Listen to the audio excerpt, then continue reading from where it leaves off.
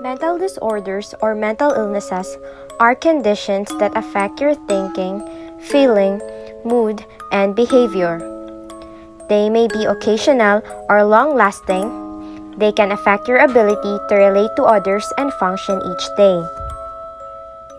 Now, let's identify the different mental disorders. Depression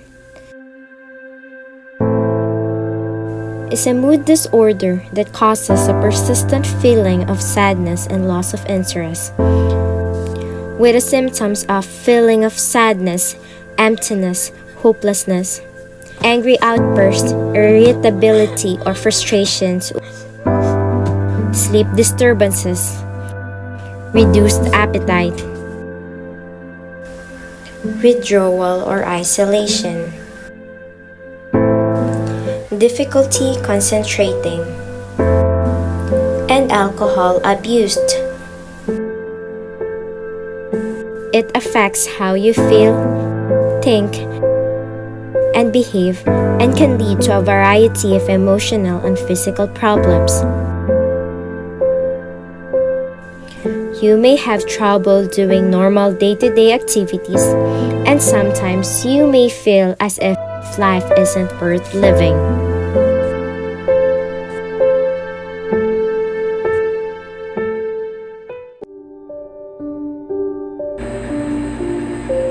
Bipolar disorder is a mental disorder that causes unusual changes in mood, energy, concentration, and the ability to carry out day-to-day tasks.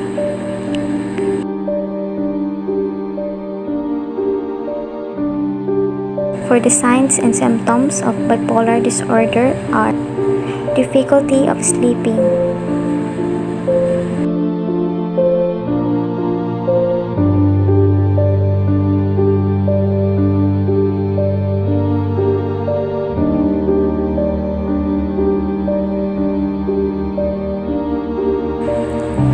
feeling sad most of the time,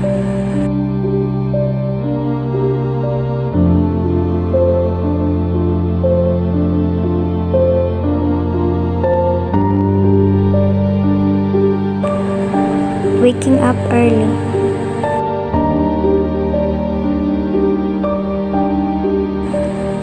and lack of appetite.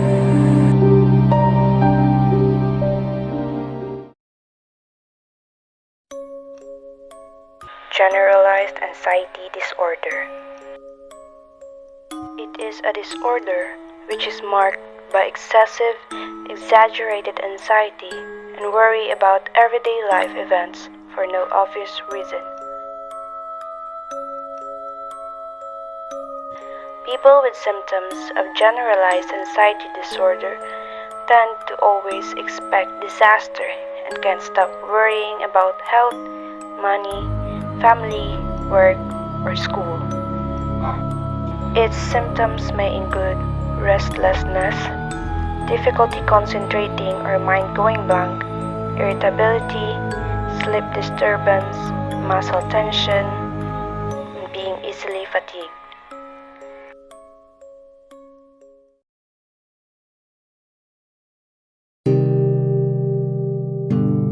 Post-traumatic stress disorder or PSTD is a mental health condition that triggers by a terrifying event, either experiencing it or witnessing it. The signs and symptoms of PSTD. One of the symptoms is a nightmare.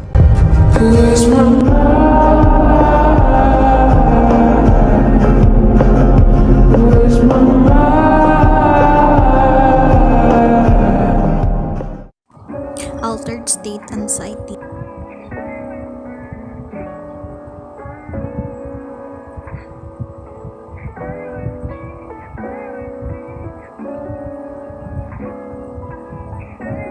Internal reminders of traumatic events. I know a lot of you probably hate me right now, and I get it. If I could be a different person, I promise you, I would.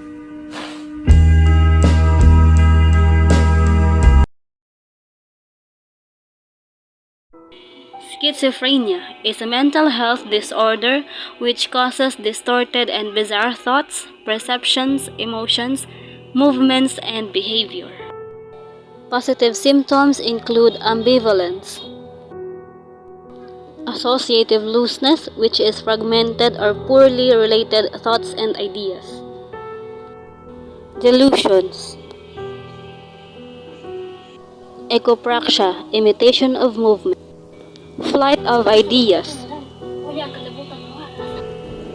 hallucinations, perseveration, bizarre behavior, outlandish appearance or clothing, repetitive or stereotype behavior. Negative symptoms include alogia, anhedonia, a feeling of no joy or pleasure from life or any activities. Then apathy, asociality,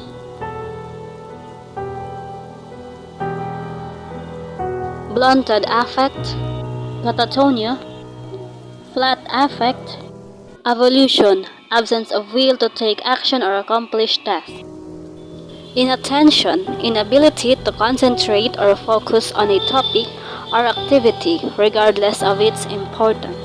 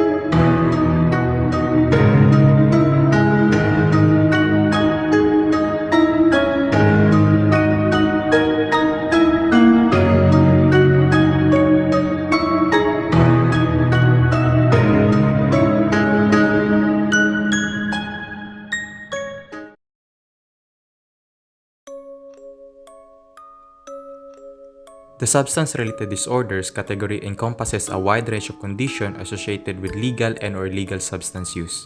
Substance-related disorders fall broadly into two categories. First is substance use disorders characterized by dependence and or abuse. Substance dependence is defined as dependence on a substance and is identified by the appearance of unpleasant effect, characteristics of a withdrawal syndrome when drug is discontinued.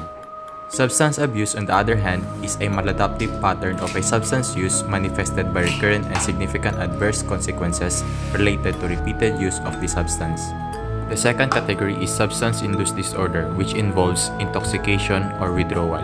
With substance intoxication, the individual experiences a reversible syndrome of symptoms that occur with the ingestion of a substance and that are specific to the substance ingested. This may include drowsiness, euphoria, drop in vital signs, CNS depression, and sedation. Substance withdrawal, on the other hand, is defined as the physiological and mental readjustment that accompanies the discontinuation of an addictive substance. The symptoms of withdrawal are specific to the substance that has been ingested and occur after prolonged or heavy use of the substance. This may include irritability, elevation in vital signs, seizure, or delirium.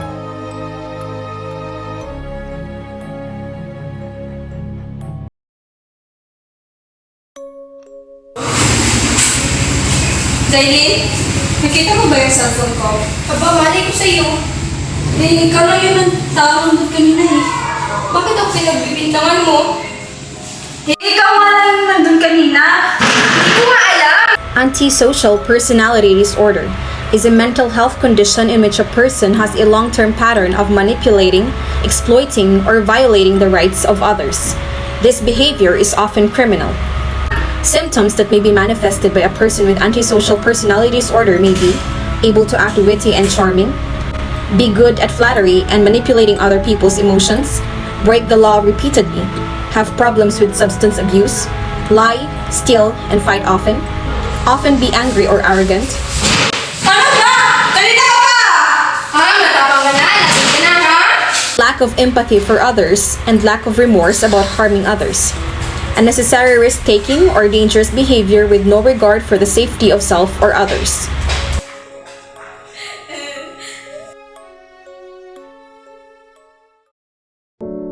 Borderline personality disorder is a condition characterized by difficulties regulating emotion.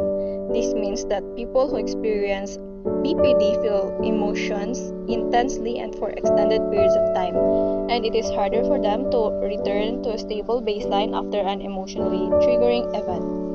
People with BPD experience wide mood swings and can feel a great sense of instability and insecurity. Some signs and symptoms may include frantic efforts to avoid real or imagined abandonment by friends and family, unstable personal relationships, distorted and unstable self-image which affects moods, values, opinions, goals, and relationships, impulsive behaviors that can have dangerous outcomes, self-harming behavior, periods of intense depressed mood, irritability, or anxiety lasting a few hours to a few days, chronic feelings of boredom or emptiness, inappropriate, intense, or uncontrollable anger, and dissociative feelings.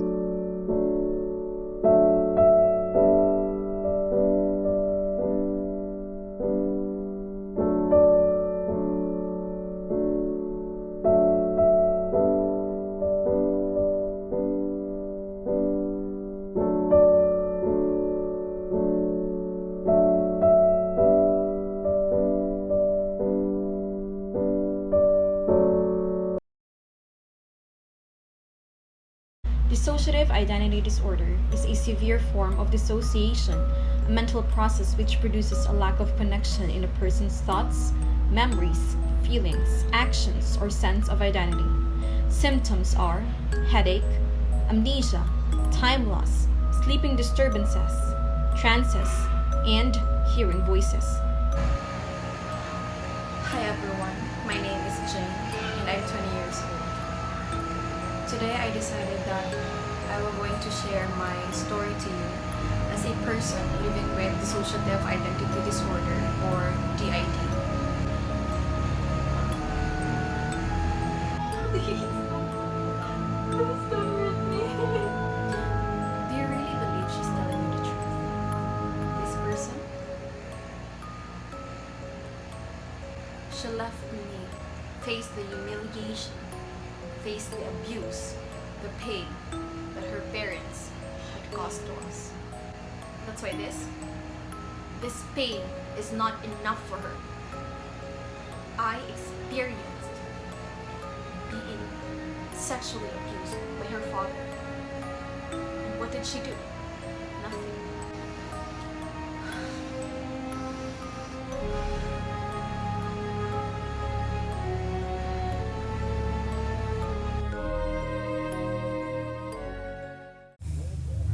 Bulimia nervosa. Bulimia nervosa is a type of eating disorder characterized by repeated episodes of binge eating, followed by a behavior to compensate for the excessive amount of food consumed.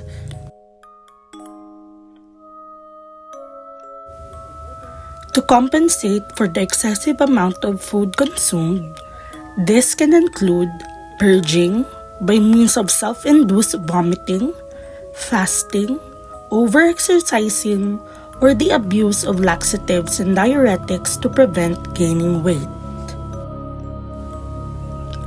The cycle of overeating and then purging can become compulsive in some ways, which is similar to an addiction to drugs.